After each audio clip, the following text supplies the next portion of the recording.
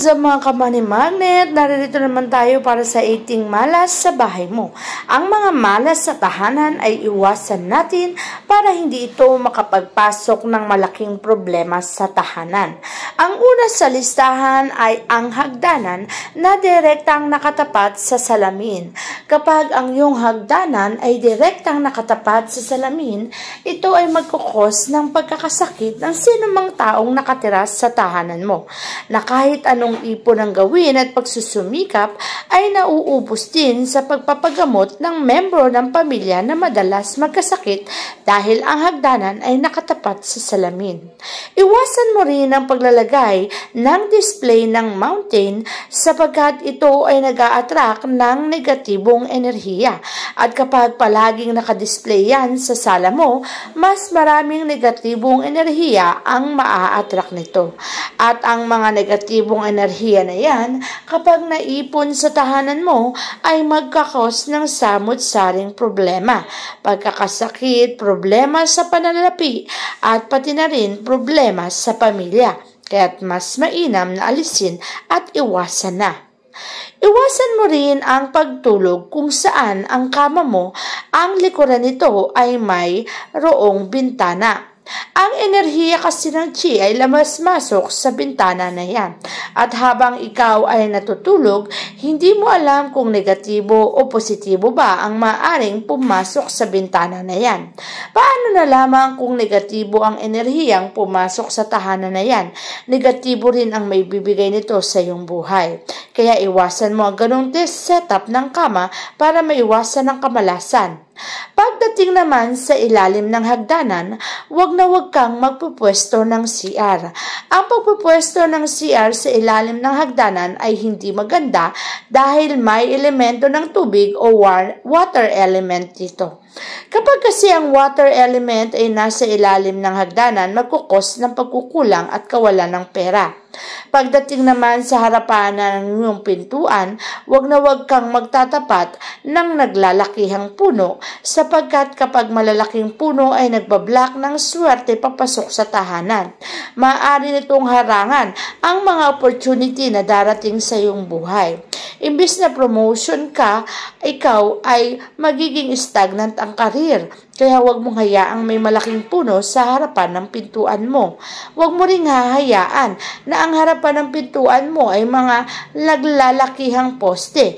Ito kasi ay tinatawag na poison arrow. Kapag maraming poison arrow sa harapan ng pintuan, ito ay magkukos ng samot-saring problema sa pisikal at success sa buhay. Kaya naman kapag ganito ang uri ng iyong tahanan, mas mainam na lagyan mo na ng pangontra para makontra mo rin ang kamalasan.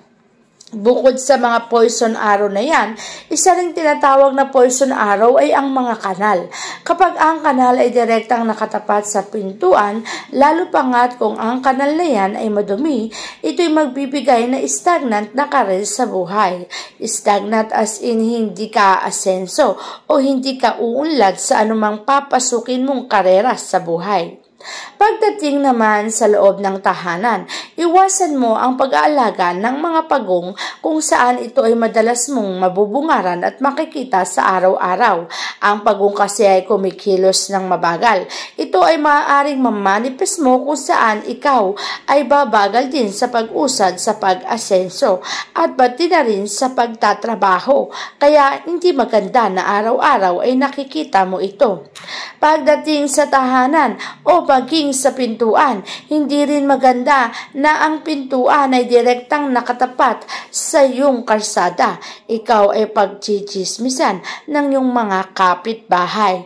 Ito rin kasi ay isang halimbawa na tinatawag na poison arrow kung saan nakaka-attract ng maraming problema, samot-saring chismis pagdating sa mga kapitbahay.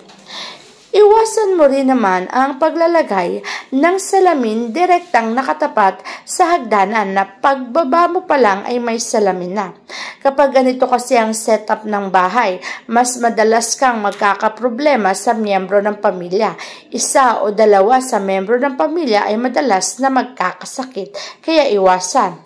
Pagdating naman sa pintuan, pagbukas mo nito ay hindi dapat mabubungaran ang family picture. Ang pintuan kasi ay pinapasukan ng mga enerhiya. Paano kung negative energy ang pumasok siyan? Direktang tatama ito sa family picture at maaaring magkasakit ang mga taong nandyan. Hindi rin maganda na pagbukas ng pintuan ay hagdanan. Ito kasi ay tinatawag na lagus-lagusan. O kapag pasok ng positibong enerhiya, lalagos naman ito agad palabas. Kaya hindi magtatagal ang blessing o magandang mga blessing sa buhay mo. Ito'y hindi mananatili, agaran ding aalis o talaga namang lalabas sa tahanan mo. Huwag ka ring magpapatong ng mga barya sa hapagkainan. Ang pagpapatong ng mga barya na yan ay maaaring mag-cause ng samot-saring kamalasan. Hindi kasi maganda na ang mga barya o pera ay pinapatong sa hapagkainan. Mas mainam na inilalagay mo ito sa tamang lalagyanan para hindi ito maka-attract ng anumang kamalasan. Pagdating naman sa iyong hagdanan o kaya naman ay hardin, maging sa gate o pintuan, huwag ka ring maglalagay ng mga balon o anumang hukay. Ang mga balon o mga hukay na yan ay maaaring mag-attract ng kamalasan. May mga miyembro sa pamilya na maaaring maaksidente at magsimulang mawalan ng buhay sapagkat may hukay sa harapan ng bahay. Kaya't mas mainam na ito ay iwasan. Iwasan mo rin ang magkakaroon ng hagdanan kung saan ang huling landing ng hagdanan ay nagtatapos sa mata. Kapag kasi nagtatapos sa mata ang huling landing ng hagdanan, ito ay magkakos sa iyo ng maraming kamalasan. At ang kamalasan na yan ay makapagdudulot sa iyo ng samut-saring problema. Kaya't huwag mong hayaan na ang huling landing ay nagtatapos sa mata. Pagdating naman sa kwarto, huwag mong hahayaan na ang kama mo ay direktang nakatapat sa pintuan. Kapag kasi ang kama ay direktang nakatapat sa pintuan, ito ay magbablock na maraming positibong enerhiya at ang papasok ay negatibo lamang. Kaya madalas mainit ang ulo ng nakatira dyan. Mainam din na huwag kang maglalagay ng mga halaman na gumagapang. Anumang halaman na gumagapang ay hindi magandang nasa loob ng tahanan. Ikaw ay gagapang din sa hirap. Magkakaroon ka ng maraming problema na magpapahirap sa iyong buhay. Kaya naman kung maaari mong iwasan ang bagay na to, ay mas mainam na iwasan para hindi ka magkaproblema sa mga bagay na iyong haharapin sa buhay. Alisin ang mga bagay o halamang gumagapang. Pagdating naman sa iyong hagdanan, huwag mong hahayaan na kapag baba mo ng hagdanan, makitid ang daanan. Ang makitid na daanan ay nagsisimbolo ng isang makitid na pamumuhay na ang mga buhay ng mga tao sa bahay na yan ay limitado lamang. Kaya't mas mainam na iwasan ang bagay na to.